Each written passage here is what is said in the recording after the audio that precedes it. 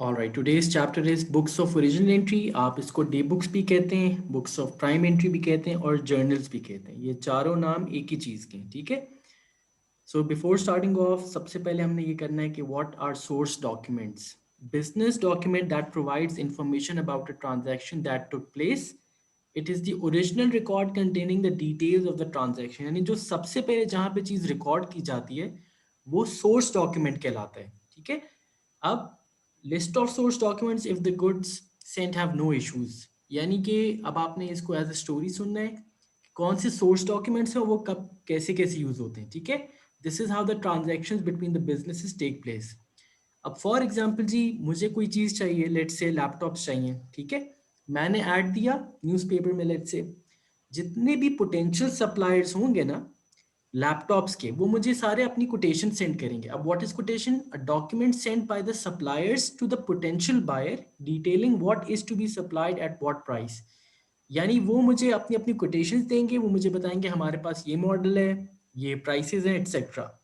उन उन कोटेशन में से I will select only one which will suit me the best, ठीक है। सो कोटेशन क्या चीज़ है जी? जो सप्लायर बायर्स को देते हैं, पोटेंशियल बायर को, telling them about their products and prices. जो सी भी सेलेक्ट करूंगा पोटेंशियल बायर, वो एक कोटेशन सेलेक्ट कर लेगा। जिसको वो सेलेक्ट करेगा उसको फिर वो परचेज ऑर्डर देगा। परचेज ऑर्डर क्या होगा जी? Business will issue this document to order the goods telling about the quantity required, address to be delivered at, etcetera. अब मैं जो मुझे सूटेबल सप्लायर लगेगा उसको ये परचेज ऑर्डर सेंड करूंगा कि सर आई नीड ये वाले मॉडल, इतनी प्राइस वाले, इतनी क्वांटिटी में, ठीक है। This is what the purchase order is. फिर जब सेलर जो है वो गुड्स भेज देगा, ठीक है, तो उसके साथ वो एक नोट भी भेजेगा which is known as delivery note और dispatch note. Sent with the goods dispatched containing the details of the package. अब कभी अगर आपने भी कोई चीज़ मंगवाई हो ऑनलाइन, तो एक तो वो प्रोडक्ट आता है, उसके साथ एक पेपर, पीस ऑफ पेपर आता है ना। उसमें वो डिटेल्स होती हैं कि what this product, what this container has, what this packaging has, all about the product itself, ठीक है जी। तो अभी तक हमने क्या पढ़ा? एक कोटेशन सप्लायर सेंड करेंगे सारे मिलके पोटेंशियल बायर को, बायर उनमें से कोई एक कोटेशन सेलेक्ट करेगा और उस सप्लायर को एक परचेज ऑर्डर इशू करेगा। फिर सप्लायर उस परचेज ऑर्डर के अकॉर्डिंग गुड्स सेंड करेगा और उसके साथ ही will send a delivery note और डिस्पैच नोट। फिर जब एवरीथिंग इज परफेक्ट तो वो इनवॉइस जनरेट करेगा सेलर, आपका सप्लायर, ठीक है। Document sent by the seller whenever it sells goods, या बिल इन अदर वर्ड्स, ठीक है जी। जब आप कहेंगे the goods received have are correct, तो सेलर आपको एक इनवॉइस, एक बिल जनरेट करके देगा कि now you owe me this much. फिर इन रिटर्न जो बायर होगा वो उसको एक चेक देगा, जो भी उसने सम ऑफ मनी बताया होगा, ठीक है जी। सो चेक क्या चीज़ है जी? An order to the bank to pay a stated sum of money from the drawer's account. यानी अगर बायर जो है, मैंने अगर ऑर्डर किए थे गुड्स, तो मैं चेक दूंगा सप्लायर को। I am the pair, I am the drawer, और पे कौन है जी? सेलर जो होगा, ठीक है जी। जब उसको पैसे मिल जाएंगे, जब चेक डिपॉजिट हो जाएगा, ठीक है, तो सप्लायर एक चीज सेंड करेगा by the name of receipt. अब रिसीट क्या है जी? Document acknowledging that the seller has received the payment made by the customer. तो सप्लायर ये सेंड करेगा बायर को कि yes I have received the amount, thank you very much, ठीक है, ये है रिसीट। और अगर आप इंस्टॉलमेंट्स में पे करते हैं बायर जो है, तो eight the end of each month जो सप्लायर होगा ना, वो आपको एक चीज स्टेटमेंट ऑफ अकाउंट के नाम से भेजता रहेगा, which is basically the summary of transactions, ठीक है। कि वो ये बताएगा स्टेटमेंट ऑफ अकाउंट में कि हमारी ये ट्रांजैक्शन इस डेट को हुई है, and at the end how much you owe me. So statement of account is just kind of a reminder, it's kind of a summary जो सप्लायर सेंड करता रहेगा बायर को, unless the balance is over, यानी unless full payment has been made, ठीक है। तो ये 7 जो थे सोर्स डॉक्यूमेंट्स, ये तब होंगे जब आपके कोई इश्यूज ना हो गुड्स के साथ, यानी जो गुड आपने मंगवाए थे वो अकॉर्डिंग टू ऑर्डर आ गए, करेक्ट ऑर्डर से आ गए, ठीक है। हाउएवर अगर कोई गुड्स में मसला हो जाता है, तो देखो पहले प्रोसीजर तो वही है, कोटेशन सेंड करेंगे सारे सप्लायर्स, आप उनको परचेज ऑर्डर देंगे, वो आपको गुड्स सेंड करेंगे और डिलीवरी नोट साथ सेंड कर देंगे। अब आ जाता है काम डेबिट नोट्स और क्रेडिट नोट का। So if the goods have some problems, जो जो भी उसने सेंड किए थे, फिर डेबिट नोट और credit note.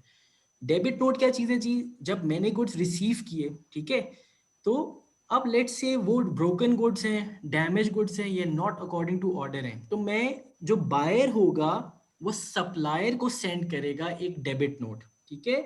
Debit note is sent by the buyer to the supplier telling him कि यार I want to return these goods, ठीक है, क्योंकि हो सकता है वो ब्रोकन हो सकता है वो डैमेज हो, एक्सेट्रा, कोई भी प्रॉब्लम हो सकती है।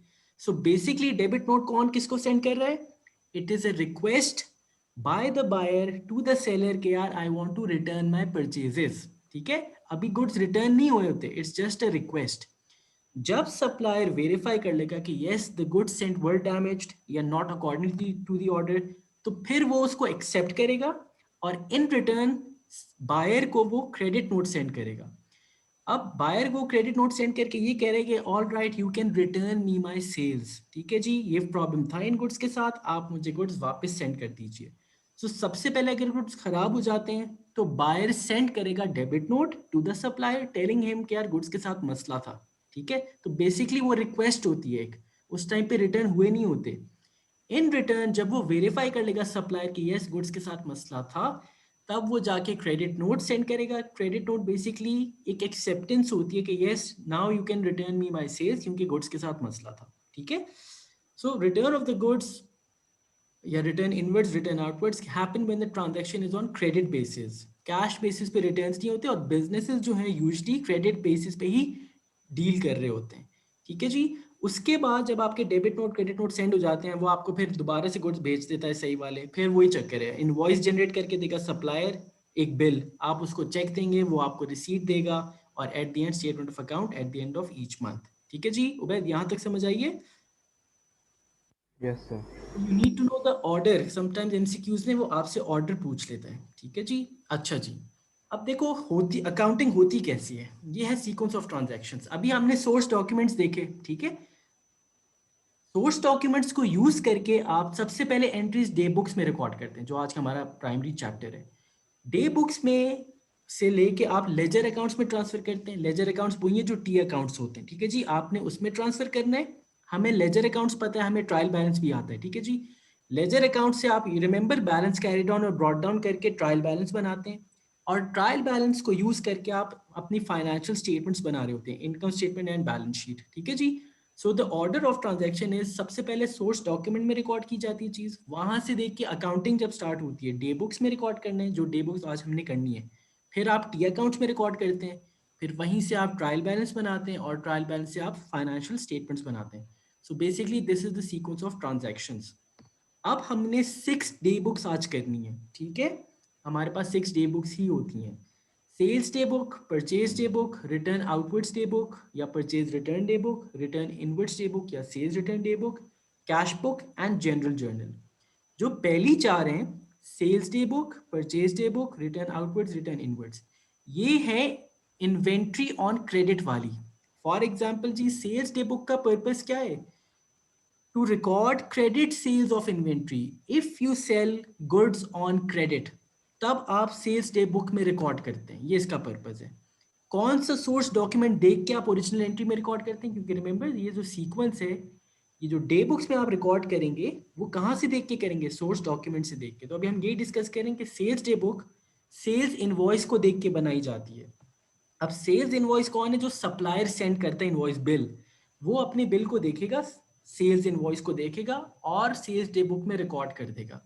सेल्स डे बुक का पर्पस याद रखना है अपने, क्रेडिट सेल्स रिकॉर्ड की जाती हैं, credit sales of what? Of inventory only, ठीक है। परचेज डे बुक का पर्पस है to record credit purchases of inventory only और क्रेडिट परचेजेस, ठीक है जी। ये कौन सी? देखो, जो इनवॉइस सप्लायर के लिए सेल्स इनवॉइस थी, वही बायर के लिए परचेज इनवॉइस है। तो जब उसको वो इनवॉइस मिलेगी, क्योंकि देखो बायर तो परचेज कर रहा है ना, तो परचेज इनवॉइस को देख के वो अपनी परचेज डे बुक में रिकॉर्ड करेगा एंट्रीज। कैसे रिकॉर्ड करेगा थोड़ी देर में बताते हैं। And purpose is to record credit purchases, ठीक है। Then return outwards day book. Return outwards क्या होता है जी? परचेजेस रिटर्न को बोलते हैं।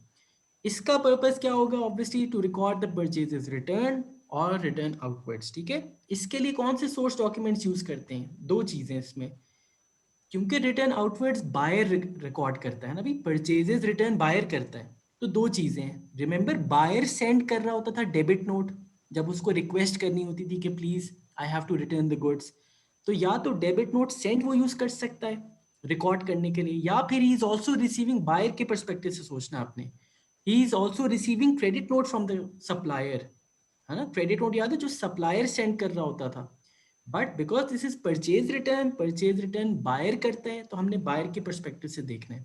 सो डेबिट नोट या तो वो सेंड कर उस डॉक्यूमेंट को देख के रिकॉर्ड करेगा, या फिर he is also receiving credit note, तो वो उसको देख के भी रिटर्न आउटवर्ड्स डे बुक में रिकॉर्ड कर सकता है। Then comes return inwards day book, which is also known as sales return day book. Purpose क्या है जी, सेल्स रिटर्न रिकॉर्ड करना है।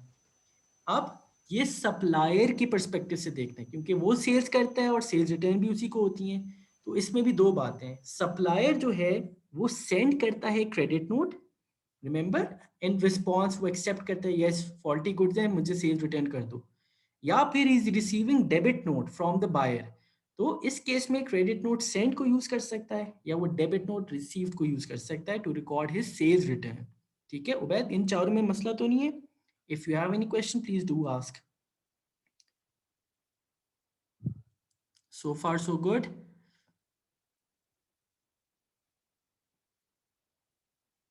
चलो आई एम अस्यूमिंग, क्योंकि आपका रिप्लाई नहीं आ रहा, कि अभी तक समझ आ रही है। ठीक है जी। अच्छा, then comes cash book. Fifth day book जो है वो कैश बुक है। जब भी एंट्रीज इन्वॉल्विंग कैश या बैंक होंगी आपने सीधा सीधा कैश बुक में डाल देना है। ठीक है जी, जब भी कैश और बैंक इन्वॉल्व होगा, चाहे पेमेंट हो चाहे रिसीट हो, एनीथिंग, तब आपने कैश बुक में रिकॉर्ड कर देना है। ठीक है, ऊपर वाली 4 day books were concern with inventory on credit. Cash book में कैश या बैंक इन्वॉल्व हो जाता है तब आपने करना है। जनरल जर्नल में बाकी सारी ट्रांजैक्शंस आ जाएंगी, विच अनदर वर्ड मींस ना तो इन्वेंट्री ऑन क्रेडिट हो, ठीक है, ना ही कैश इन्वॉल्व करती हो। ठीक है, तो जनरल जर्नल में आपने वो एंट्रीज पास करनी होती हैं, वो ट्रांजैक्शन जिसमें ना इन्वेंट्री इन्वॉल्व हो रही हो और ना ही कैश या बैंक इन्वॉल्व हो रहा हो। So all of the other transactions will be recorded in your general journal. So now we have 6 day books. उनके पर्पस हमें आते हैं और उनके सोर्स डॉक्यूमेंट्स भी पता है, किसको देख के हम कौन सी डे बुक बनाते हैं। ठीक है, अब व्हाट आर द एडवांटेजेस और uses of maintaining books of prime entry. देखो जी, इसी डे बुक से आप लेजर अकाउंट्स बनाते हैं, डे बुक्स को यूज करके आप टी अकाउंट्स बनाते हैं। So mistakes in ledger accounts can be easily detected, क्योंकि देखो आप you can always refer back to your day books में जाके आप गलती पकड़ सकते हैं। Chronological recording of transactions reduce the chances of fraud. Chronological कहते हैं एक सीक्वेंस में, ये जो एंट्री है ये सीक्वेंस में हो रही है, तो यहाँ पे फ्रॉड के चांसेस कम हो जाते हैं। Journals record transactions in detail, so ledger accounts are kept brief. सारी डिटेल्स जो होती हैं वो डे बुक्स में होती हैं, तो आप टी अकाउंट्स कम डिटेल के साथ भी बना सकते हैं। And if records are lost then day books and ledgers act as a backup for each other. For example जी, अगर डे बुक आपकी मिसप्लेस हो जाती है तो आप हमेशा, क्योंकि देखो लेजर अकाउंट्स भी आपने डे बुक से देख के बनाए होते हैं, तो आप लेजर अकाउंट से आप रीगेन कर सकते हैं अपनी day books. And for instance अगर आपके लेजर अकाउंट्स मिसप्लेस हो जाते हैं, ठीक है, तो आप ऑलवेज हैव डे बुक से आप दोबारा लेजर अकाउंट्स बना सकते हैं। ठीक है, क्लियर है उबैद? यहाँ तक क्लियर है? This is only the theory अभी तक। ऑल राइट, इलस्ट्रेशन जो है सेल्स डे बुक, सबसे पहले you have sold goods on credit to Alizeh and sold goods on credit to Adeeb. How do you record this in your sales day book? ठीक है, आप सबसे पहले रिकॉर्ड करेंगे, how do you make that, 3 columns हैं, date, details, amount. Sales day book में आप कैसे रिकॉर्ड करेंगे? You just have to write the name of the receivable, right? आपने देखो इन्वेंट्री ऑन क्रेडिट जब आप सेल करते हैं तब सेल्स डे बुक बनाते हैं, रिमेंबर जो ऊपर हमने पढ़ा था। सो अलीजे को आपने 1 अक्टूबर 500 की सेल्स की, you wrote 1 October Alizeh 500। Then Adeeb को आपने 1500 की सेल्स ऑन क्रेडिट की, क्योंकि सेल्स ऑन क्रेडिट है इसलिए हमने ऑन क्रेडिट ही रिकॉर्ड करना है इसको, अदीब का नाम लिखा एंड 500। लेट्स अस्यूम कि यही दो ट्रांजैक्शंस आपकी हुई थी सिर्फ और सिर्फ, ठीक है, in your sales day book. So total credit sales transfer to sales account 2000 है। अब देखो सेल्स हमेशा डे बुक से आप अपने लेजर अकाउंट्स बनाते हैं, जो ऊपर सीक्वेंस हमने पढ़ा था। तो डे बुक्स को देख के जब आप लेजर अकाउंट बनाएंगे, so how do we do that? अब रिमेंबर, अब वो वाला काम आएगा जो हमने पहले सीखा था, ऑल द रिसीवेबल्स, क्योंकि देखो if you sell goods on credit to someone, वो आपका रिसीवेबल बन जाता है। सो अलीजे और अदीब आपके रिसीवेबल्स हैं, रिसीवेबल्स के अकाउंट आपके सेल्स लेजर में बने होते हैं। ठीक है, I hope you should remember this now. Alizeh और अदीब आपके रिसीवेबल्स हैं, इनके अकाउंट्स में जाऊंगा सेल्स लेजर में और इनको डेबिट कर दूंगा। Sales on credit to someone की एंट्री क्या होती है? रिसीवेबल डेबिट, सेल्स का अकाउंट क्रेडिट, ठीक है।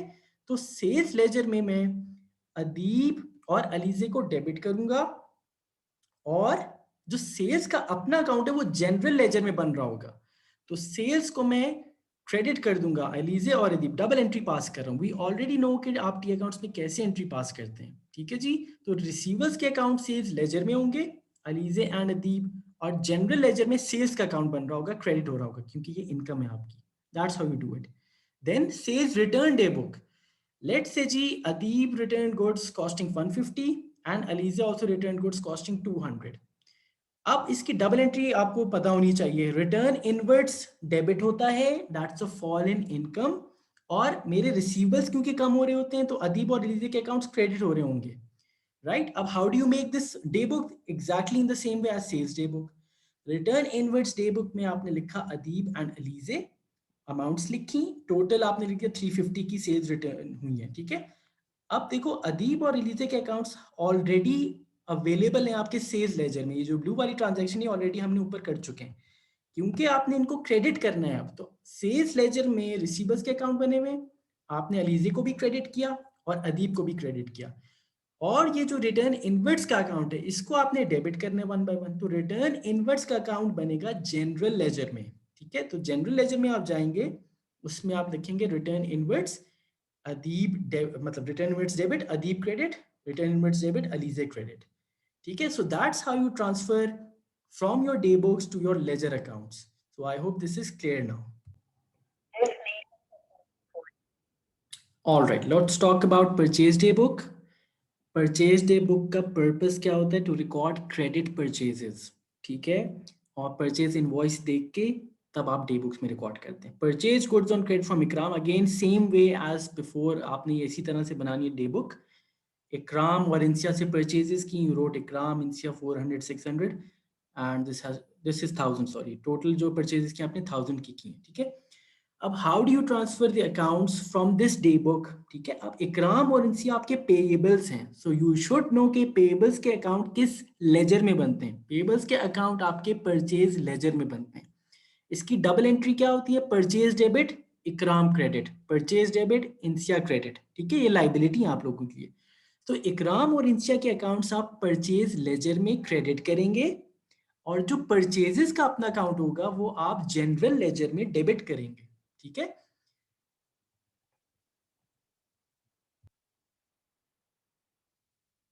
All right, purchase return day book again same तरीके से बनेगी। परचेजेस रिटर्न को रिटर्न आउटवर्ड्स भी कहते हैं, ठीक है। अब आप अपने पेबल्स को रिटर्न गुड्स करते हैं। So goods return to Ikram costing 100, वो मैं गया 12 अक्टूबर इकराम 100 एंड 23 अक्टूबर इंसिया 200। अब इकराम और इंसिया जो हैं वो मेरे पेबल्स हैं, इनके अकाउंट्स हमने ऑलरेडी परचेज लेजर में बनाए हुए हैं जब आप इनसे परचेजेस की थी। जब आप रिटर्न आउटवर्ड्स करते हैं तो what's the double entry then? Return outwards purchase return होता है वो क्रेडिट होता है because it is a fall in expense, और आपकी जो लाइबिलिटीज होती हैं, आपके जो पेबल्स होते हैं, क्योंकि जब मैं रिटर्न करूंगा गुड्स अपने पेबल को तो मेरी लाइबिलिटी भी कम हो जाएगी। सो इकराम और इंसिया के अकाउंट्स डेबिट हो रहे होंगे, ठीक है। अब इकराम और इंसिया के अकाउंट परचेज लेजर में बने हुए हैं, we have already discuss this purchase वाली एंट्रीज 400 एंड 600। अब मैंने क्योंकि परचेज रिटर्न कर रहा हूं इन्हें में, तो मैं इनके अकाउंट्स को डेबिट करूंगा, और परचेजेस रिटर्न का अकाउंट या रिटर्न आउटवर्ड्स का अकाउंट बनेगा जनरल लेजर में, इसको मैं क्रेडिट कर रहा हूँ क्योंकि this is a fall in my expense, ठीक है जी। सो अब do you get the idea of how to transfer the accounts from your day Yes, books, sir. ठीक है। तो यही एक ही तरीके से ये चारों डे बुक्स बनेंगी। डे बुक्स के बाद आपने ये ध्यान रखना कि जी कहाँ पे कौन सी चीज ट्रांसफर करनी है। रिसीवेबल्स के अकाउंट सेल्स लेजर में बन रहे हैं, और सेल्स रिटर्न के अकाउंट जनरल लेजर में बन रहे हैं। इसी तरह जब आप परचेज ऑन क्रेडिट करेंगे तो फिर परचेज डे बुक बनाएंगे, पेबल्स के अकाउंट परचेज लेजर में चले जाएंगे, परचेजेस का अकाउंट और परचेज रिटर्न का अकाउंट जनरल लेजर में चला जाएगा। एंड वी ऑलरेडी नो कि डेबिट और क्रेडिट किस वक्त में क्या करते हैं, ठीक है। Make sense? Yes, sir. All right, then the next day book is, ये चार डे बुक्स होगी, fifth one is cash book. अच्छा, कैश बुक कौन सी चीज है जी? ये दोनों चीजें हैं, आपका लेजर अकाउंट भी कहलाता है और बुक ऑफ ओरिजिनल एंट्री भी कहलाता है। ठीक है जी, can you see the cash book वाली स्लाइड? यस सर, ये दूसरा चैप्टर है। लिंक्ड है, ये लिंक्ड है उससे। ठीक है, कैश बुक डे बुक वाली चैप्टर है। ठीक है, ठीक है। अच्छा जी। बुक ऑफ ओरिजिनल एंट्री क्यों कहते हैं इसको? Because it is the first book in which all the transactions relating to cash and bank are recorded. इसलिए ये डे बुक भी है, और लेजर अकाउंट इसको इसलिए बोलते हैं क्योंकि रिमेंबर कैश बुक, अभी हम देखेंगे भी, इसमें कैश और बैंक के टी अकाउंट्स भी होते हैं। तो cash book is the only thing जो लेजर भी है और जो डे बुक भी है। ठीक है, अब दो टाइप्स की ये कैश बुक होती है, दोनों आपको आनी चाहिए, 2 column cash book and 3 column cash book. 2 column cash book का format is simple, date, details, bank और कैश। 2 कॉलम इसलिए कह रही क्योंकि बैंक और कैश ही सिर्फ इधर होते हैं, 2 कॉलम। और इसी तरह this side is the credit side, date, details, bank और कैश। 2 कॉलम और 3 कॉलम में डिफरेंस ये है कि 3 कॉलम में आपका डिस्काउंट अलाउड और डिस्काउंट रिसीव्ड भी आ जाता है। डिस्काउंट अलाउड डेबिट पे लिखते हैं, वाई विल डिस्कस इट, क्योंकि ये एक्सपेंस होता है। और डिस्काउंट रिसीव्ड आपकी इनकम होती है, इसको मैं क्रेडिट साइड पे इसलिए लिखता हूँ। ठीक है, so only difference is discount की प्रेजेंस होती है 3 कॉलम कैश बुक में, और 2 कॉलम कैश बुक में बैंक और कैश के ही अकाउंट्स होते हैं। ठीक है जी, यहां तक समझ आ गई?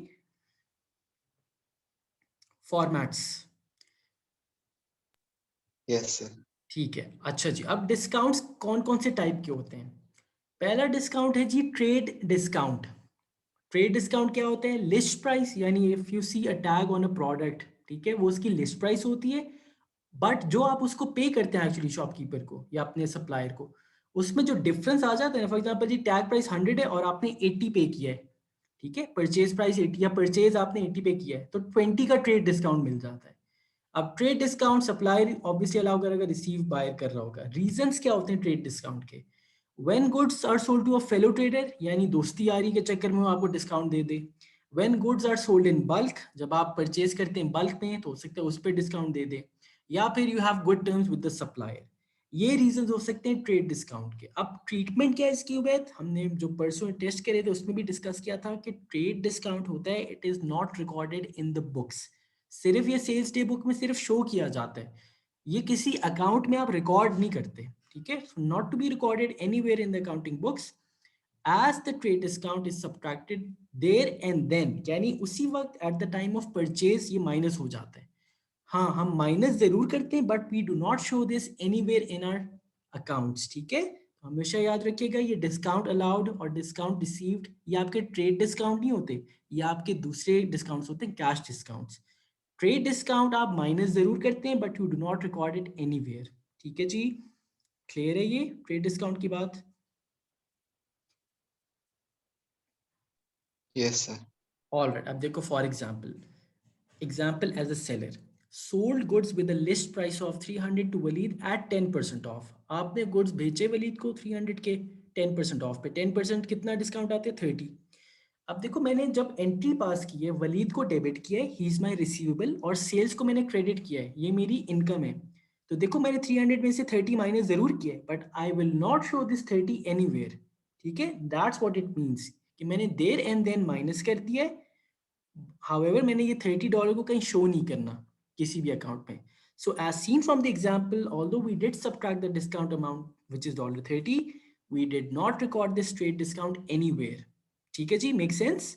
इसी तरह जब आप एज अ बायर इसको ट्रीट करेंगे, so bought goods costing 200 on credit from Shanzay at $20 off, यानी देयर एंड देन आपको $20 ऑफ मिल गए। सो 200 के आइटम्स थे, 20 ऑफ हो गए, यानी ट्रांजैक्शन एक्चुअली कितने पे हुई होगी? परचेजेस डेबिट किए आपने 180 से, और शान से जो आपके पेबल है उसको आपने क्रेडिट किया 180 से। अगेन $20 आपने माइनस जरूर किया बट ये 20 की amount I will not be showing it anywhere. ठीक है, so the trade discount is not recorded anywhere in the accounts. Is that clear? Yes sir. ठीक है, then comes second type of discount जो कि record किया जाता है, cash discount. Trading price minus amount paid. ठीक है जी, ट्रेडिंग प्राइस कौन सी होती है?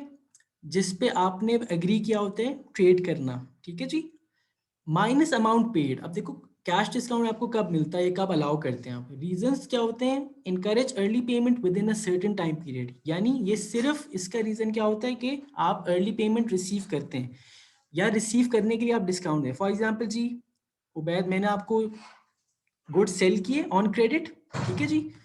अब you are my receivable, right. मैं कहूंगा उबैद इफ यू पे मी विद इन 20 डेज तो मैं आपको फर्दर 5% डिस्काउंट दूंगा। ये रीजन होता है जी कैश डिस्काउंट का, ठीक है जी। इसी तरह ट्रेड डिस्काउंट कब दिया जा रहा था, जब आप बल्क में बाय कर रहे थे eight the time of purchase, but at the time of payment जो डिस्काउंट होगा वो कैश डिस्काउंट कहलाएगा, ठीक है, make sense. And this is deducted after trade discount. अगर दोनों डिस्काउंट आपको गिवन है तो ऑब्वियसली पहले कौन सा डिस्काउंट माइनस किया जाता है, ट्रेड डिस्काउंट, क्योंकि वो देर एंड देन माइनस हो जाते हैं eight the time of purchase. But at the time of payment जो है वो आपकी कैश डिस्काउंट्स होते हैं। So first of all it's discount allowed. अब डिस्काउंट अलाउड जो है वो कौन किसको अलाउ कर सकता है उबैद, यानी पेबल और रिसीवेबल के पर्सपेक्टिव से हमने बात करनी है। Who will allow discount to whom? Supplier buyer को। सॉरी, सर सप्लायर बायर को करेगा। एक्सेलेंट, ठीक है जी। जब सप्लायर बायर को डिस्काउंट अलाउ कर सकता है, ठीक है जी, तो सप्लायर को ये नुकसान है ना, he is receiving less money. इसीलिए डिस्काउंट अलाउड को हम एक्सपेंस कहते हैं। It's kind of an expense for the supplier. और क्यों दिया जाते थी, ताकि आपका रिसीवर आपको जल्दी पेमेंट कर दे। तो इसकी डबल एंट्री क्या होती है, डिस्काउंट अलाउड डेबिट किया जाता है बिकॉज इट्स एन एक्सपेंस। और देखो जब मैं अपने रिसीवेबल को डिस्काउंट अलाउ करूंगा तो उबैद रिसीवेबल की वैल्यू ज्यादा हो जाएगी या कम हो जाएगी? कम हो जाएगी। कम हो जाएगी। दैट्स वाई मैं अपने रिसीवेबल को क्रेडिट करूंगा, ठीक है। इसकी डबल एंट्री समझ में आ गई। डिस्काउंट अलाउड डेबिट क्योंकि एक्सपेंस से नुकसान है, रिसीवेबल मेरा क्रेडिट क्योंकि इस डिस्काउंट अलाउ करने की वजह से आपका रिसीवेबल फॉल कर जाएगा, ठीक है। सिमिलरली डिस्काउंट रिसीव्ड क्या चीज है जी, इनकम होगी। फॉर हुम?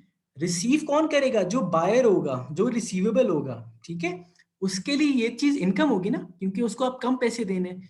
तो देखो वो अपनी बुक्स में कैसे रिकॉर्ड करेगा, डिस्काउंट रिसीव्ड क्रेडिट कर देगा because this is an income. और डिस्काउंट रिसीव करने से उसका पेबल फॉल कर जाएगा, है ना भाई। नाउ ही हैज टू पे लेस टू द पेबल, तो वो पेबल को डेबिट कर देगा 180 से।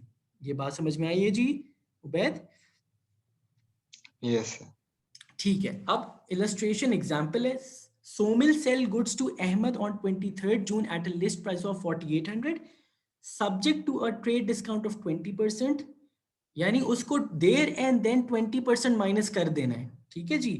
And 5% cash discount for settlement within 20 days. 5% तब दिया जाएगा जब 20 डेज के अंदर अंदर पेमेंट हो जाएगी।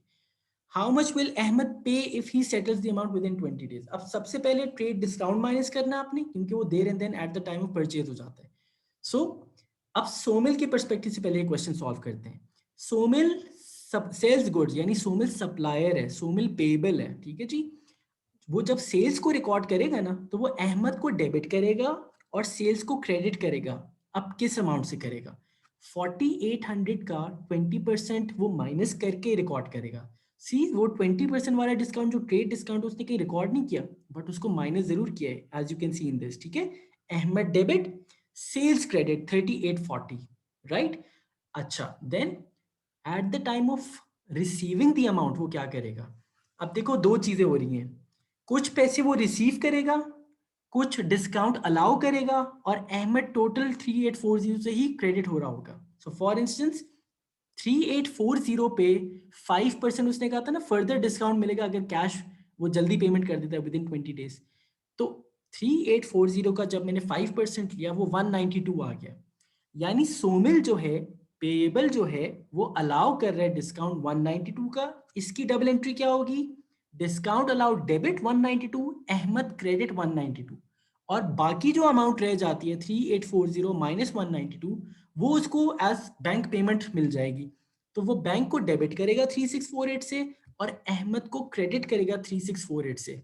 सो सी अहमद पूरे 3840 से ही क्रेडिट हो रहा है, first time with the bank amount 3648 और फिर डिस्काउंट अलाउड की अमाउंट से। ये समझ आइए जी उबैद, ये वाली example. Yes sir. All right, अब हम देखते हैं अहमद की पर्सपेक्टिव से कैसे क्वेश्चन सॉल्व करना है। अब देखो अहमद के लिए परचेजेस होंगी ना, तो जब वो रिकॉर्ड करेगा अपनी purchases eight the time of purchase क्या होगा जी, सिर्फ ट्रेड डिस्काउंट माइनस हुआ होगा, वो परचेजेस को डेबिट करेगा। 4800 माइनस ट्रेड डिस्काउंट 3840 आ जाता है। और सोमिल जो उसका पेएबल है उसको वो क्रेडिट करेगा, ठीक है जी। But at the time of payment क्या हो रहा होगा, अब देखो इसमें भी वही कहानी है।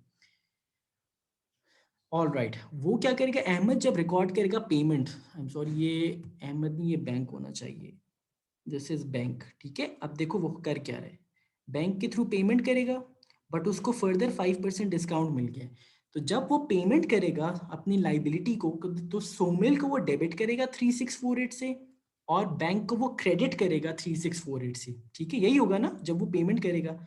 और फिर क्योंकि ही is also receiving discount, discount उसके लिए क्या चीज़ है, इनकम है, ठीक है जी। तो वो सोमिल को डेबिट करेगा, because when he is receiving the discount उसकी लाइबिलिटी फिर भी फॉल हो रही है। तो 192 से वो सोमिल को दोबारा डेबिट करेगा, और डिस्काउंट रिसीव क्योंकि उसकी इनकम है वो उसको क्रेडिट करेगा, ठीक है Ubaid, is this clear? Yes sir. All right, अब देखो टी अकाउंट्स कैसे बन रहे हैं। Ahmed account in Somil books, यानी जब सोमिल रिकॉर्ड कर रहा था ट्रांजैक्शन, सोमिल था मेरा सप्लायर, अहमद था बायर रिसीवेबल। जब उसने सेल्स की थी तो सोमिल ने दो एंट्रीज पास की थी, अहमद को डेबिट किया था, राइट, और सेल्स को क्रेडिट किया था। सेल्स का अकाउंट नहीं बना रहा मैं, सिर्फ अहमद का अकाउंट बना रहा हूँ। बट जब उसने पैसे रिसीव किए थे तो ही अलाउड डिस्काउंट ऑफ 192, तो सोमिल ने क्या किया होगा, डिस्काउंट अलाउड को डेबिट किया होगा, अहमद को क्रेडिट किया है, एंड देन फर्दर जो बाकी पेमेंट उसने रिसीव किया बैंक को उसने डेबिट किया, और अहमद को उसने क्रेडिट किया 3648 से। सो सी अहमद पूरा 3840 से ही कम हो रहा है, sum amount with discount allowed और sum amount with the bank जो रिसीव किया उसने। सिमिलरली अगर अहमद सोमिल का अकाउंट बनाते हैं तो अहमद परचेज कर रहा था, अहमद ने परचेजेस को डेबिट किया होगा सबसे पहले 3840 से, और सोमिल जो उसका पेएबल है उसको क्रेडिट किया 3840 से। फिर eight the time of payment क्योंकि उसको डिस्काउंट रिसीव हुआ था, तो डिस्काउंट रिसीव वो क्रेडिट करेगा, उसके लिए ये इनकम है, और सोमिल जो उसकी लाइबिलिटी थी पेएबल था वो कम हो जाएगा उसका, उसको वो डेबिट करे 192 से। और जो बाकी की पेमेंट होगी अहमद उसको, क्योंकि पेमेंट करे ना अहमद, तो बैंक को क्रेडिट करेगा अहमद, और सोमिल जो है उसको वो डेबिट करेगा क्योंकि वो लाइबिलिटी अगेन कम हो रही है। सो सी उसका पेबल पूरे 3840 से ही गिर रहा है, ठीक है जी, decreasing by 3840 full. So that's the story of discounts. Is that clear Ubaid, ये कैश बुक का चैप्टर जो है, यस सर। ठीक है। सो ट्रेड डिस्काउंट भी है, you have the notes, go over them, ये था। And the last day book is general journal. General journal का रूल क्या है, अब देखो ये मैंने समरी आपको बना के दिखा दी है ताकि आसान हो जाए। Purchase day book, sales day book, return outwards day book, return inwards day book, ये कब आपने रिकॉर्ड करना है, जब इन्वेंट्री और क्रेडिट की ट्रांजैक्शंस होंगी, तब आपने इन चारों में से कोई डे बुक बनानी है depending on what the transaction is. जब भी ट्रांजैक्शन कैश या बैंक इन्वॉल्व करेगी तब आपने कैश बुक में डाल देना उसको। बट जब ट्रांजैक्शन ना ही इन्वेंट्री की हो ना ही कैश की हो, तब आपको पता होना चाहिए कि जनरल जर्नल में मैंने पोस्ट करना है एंट्री को, ठीक है। So the general journal is the book that entity first records all of the daily financial transactions। और ये काम हम ऑलरेडी कर चुके हैं, इट्स जस्ट ए रिविजन। अभी आप देखना जनरल जर्नल कैसे बनता है, कल ही हमने किया है। It is also book of original entry, ठीक है, इस ये द लास्ट ओरिजिनल एंट्री या डे बुक इसको कह सकते हैं आप।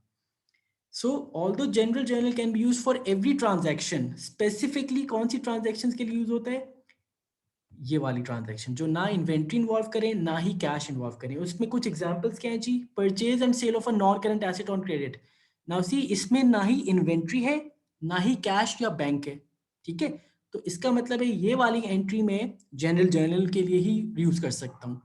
Entries to rectify the errors, खैर एरर्स आगे अभी हमने आगे पढ़ना है, उसको जब हम ठीक करते हैं एरर्स को तब आप यही रिकॉर्ड करते हैं। New set of accounts to close accounts, ठीक है जी। How do you make that, format of general journal क्या है उबैद, याद आया कुछ ये फॉर्मेट देख के, ठीक है। जनरल सही जर्नल है जी। है ना भाई, डेबिट क्रेडिट और अमाउंट डेबिट क्रेडिट।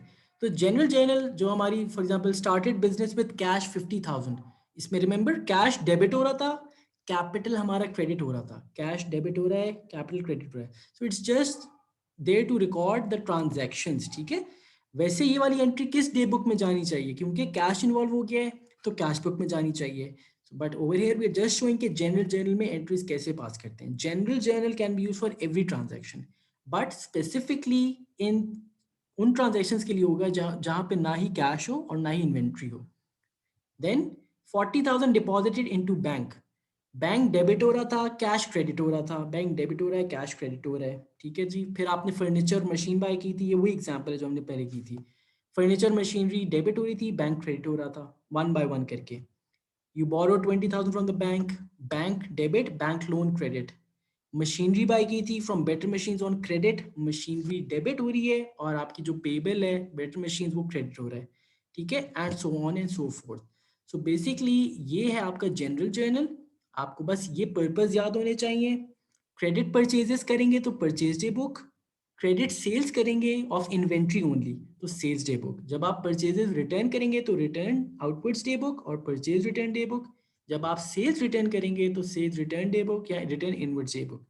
जब भी कैश या बैंक इन्वॉल्व होगा, जब भी कैश बुक में रिसीट्स एंड पेमेंट की बात हो रही है, कैश बुक में we have studied 2 column and 3 column. और बाकी जो होंगी वैसे तो सारी एंट्रीज इधर आ सकती हैं जनरल जर्नल में as shown below. However specifically सिर्फ वो वाली ट्रांजैक्शंस इधर ही आ सकती हैं जो ना ही कैश की हो और जो ना ही इन्वेंट्री इन्वॉल्व करती हो, ठीक है। सो ये आज का टॉपिक था हमारा day books, books of prime entry जिन्हें कह सकते हैं, बुक्स ऑफ ओरिजिनल एंट्री भी कह सकते हैं।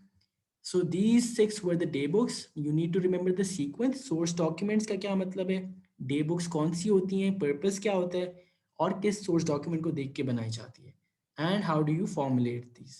Any question, Ved? No sir. अच्छा क्लियर है, ठीक है। यू हैव द नोट्स, उनको प्लीज यस सर। डाउनलोड जरूर कर कर लीजिएगा लिए और सर। ठीक है, और रिवाइज जरूर कर लेना, ठीक है उबैद।